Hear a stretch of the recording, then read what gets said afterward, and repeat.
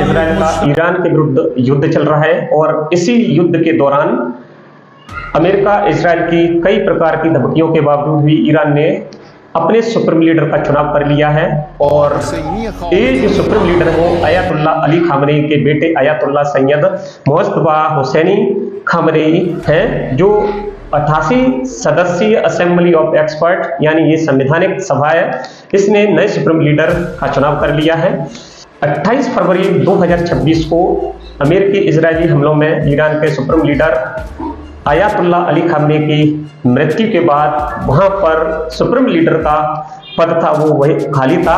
और इस हमले के दौरान अयातुल्ला अली खामनेई की शहादत के बाद 3 सदस्यीय समिति ने जो है ईरान की सत्ता संभाली और सुप्रीम लीडर की नियुक्ति की देरी के कारण ईरान के कुछ समूहों ने वहां पर असंतोष पैदा किया, क्योंकि उन लोगों का मानना था कि नेतृत्व के नाम पर एक चेहरा अवश्य होना चाहिए, विशेषकर युद्ध के हालात में फौज का मनोबल बनाए रखने के लिए ऐसा जरूरी भी है। 28 फरवरी 2026 को जब इनके पिता अली खामनेई की मृत्यु हुई, तब ईरान की संवैधानिक सभा असेंबली ऑफ एक्सपर्ट ने नए सुप्रीम लीडर के चयन की प्रक्रिया शुरू कर दी। असेंबली ऑफ एक्सपर्ट्स ने मतदान करके एक नए सुप्रीम लीडर का चुनाव किया और वहां के जो सैन्य संगठन है IRGC यानी इस्लामिक रिवॉल्यूशनरी गार्ड कॉर्प्स ने इसका समर्थन किया।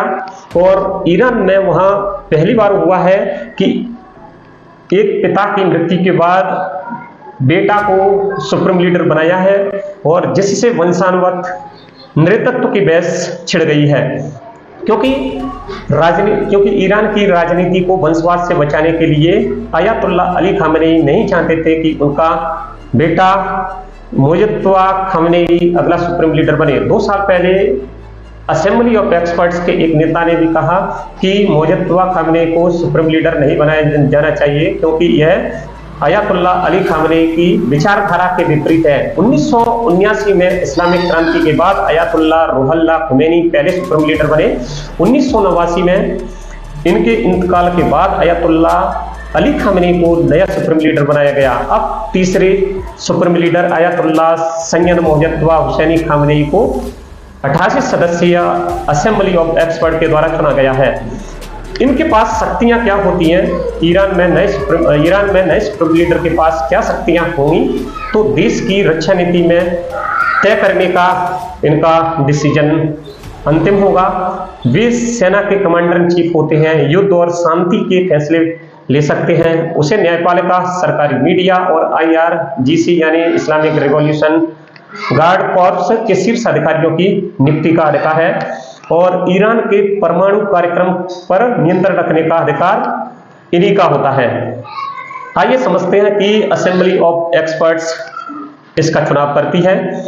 तो एक्चुअली अगर देखें तो असेंबली ऑफ एक्सपर्ट्स एक स्पेशल असेंबली होती है जिसमें 88 सदस्य होते हैं और इन 88 सदस्यों को ईरान की आवाम के द्वारा यानी ईरान की जनता के द्वारा डायरेक्ट चुनाव में इनको चयनित किया जाता है और 8 साल का इनका कार्यकाल होता है। लेकिन चुनाव लड़ने से पहले हर मेंबर को गार्जियन काउंसिल की मंजूरी लेनी पड़ती है।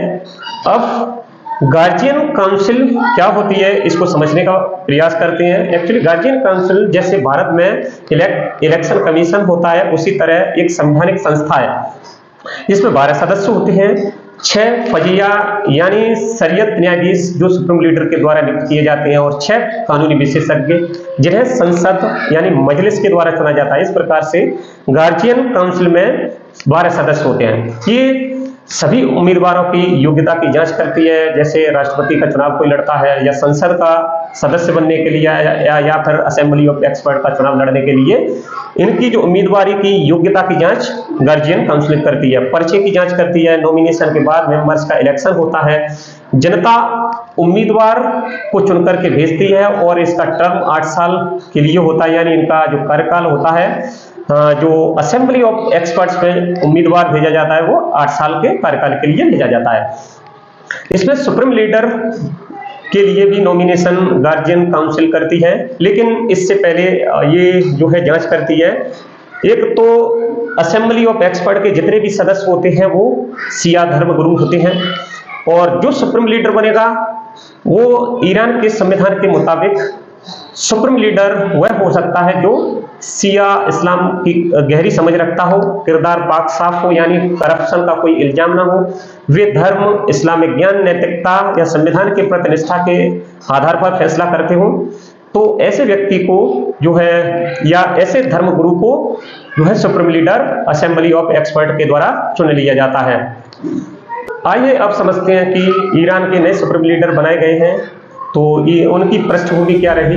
तो 8 सितंबर 1969 को ईरान के उत्तर पूर्वी शहर मशहद में जन्मे अली खामनेई के 6 बच्चों में से दूसरे नंबर पर मोजत्वा खामनेई आते हैं। उन्होंने तेहरान के धार्मिक अल्लावी स्कूल से माध्यमिक शिक्षा प्राप्त की। ईरानी मीडिया के मुताबिक जब वे 17 साल के हुए तब कम उम्र में ही मोजत्वा खामनेई ने ईरान इराक युद्ध के दौरान कुछ छोटे छोटे अंतरालों में सेना में सेवा दी।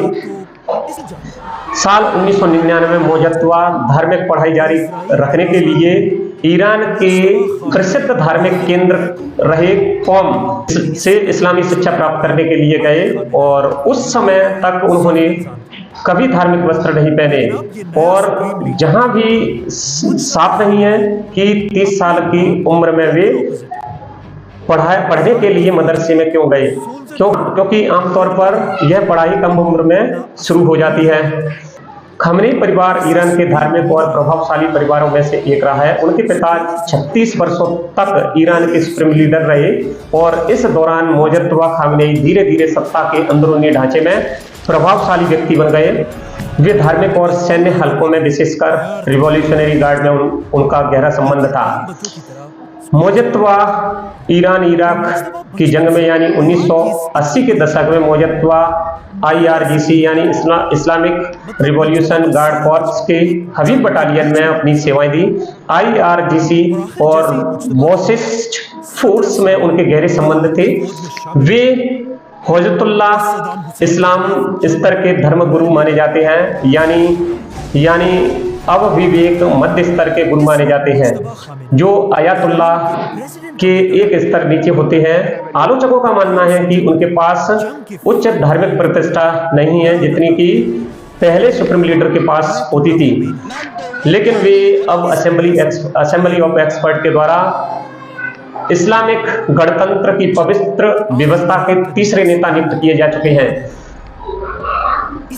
लेकिन अमेरिका और इजराइल के द्वारा विभिन्न धमकियां दी जा रही, और उन धमकियों के बाद भी इस इस्लामिक कंट्री ने अपने नए सुप्रीम लीडर का चुनाव कर लिया है। अब इनके पास कुछ महत्वपूर्ण चुनौतियां भी रह सकती हैं। एक तो वो परमाणु हथियार से संबंधित जो कार्यक्रम है, उन कार्यक्रम को बढ़ाने के पक्ष में ज्यादा आक्रामक रहे हैं, तो इस पर इनके लिए एक चुनौती रहेगी। दूसरा, ईरान का जो हॉर्मुज स्ट्रेट है, जहां से विश्व के 20% कच्चा तेल का निर्यात किया जाता है, वो अभी बंद है। उस पर डिसीजन लेने का निर्णय एक चुनौती के रूप में हो सकता है। तीसरा, इनके जो देश में विरोध प्रदर्शन हो रहे हैं, क्योंकि ईरान के ऊपर अंतरराष्ट्रीय आर्थिक प्रतिबंध लगा दिए गए हैं, जिससे वहां की मुद्रा के मूल्य में गिरावट आई है और महंगाई बढ़ रही है, जिससे वहां पर काफी प्रदर्शन भी हुए हैं। और इस प्रदर्शनों को जो है संतुष्ट करने के लिए उनके ऊपर एक महत्वपूर्ण चुनौती हो सकती है। तो इस